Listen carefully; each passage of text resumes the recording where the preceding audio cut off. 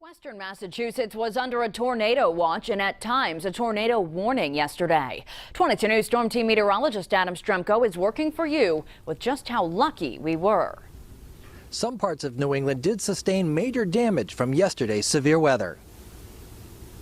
Tornado warning in effect for southern Berkshire County. 22 News was on the air as severe thunderstorms moved through Tuesday afternoon. There were even some tornado warnings issued. While there was plenty of lightning and some hail, most of western Massachusetts escaped the worst of the damage. That was not the case just to our south in Connecticut. Trees and power lines were knocked down, blocking roads and leaving thousands without power. 2 people were killed in Connecticut after trees fell on their cars.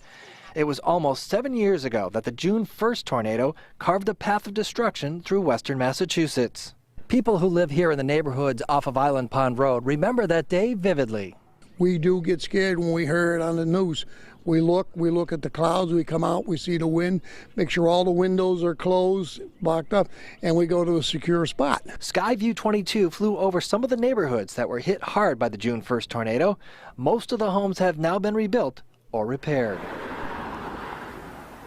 The National Weather Service is surveying the damage, and they have determined that tornadoes did touch down in southeastern New York State. I'm 22 News Storm Team meteorologist Adam Stremko.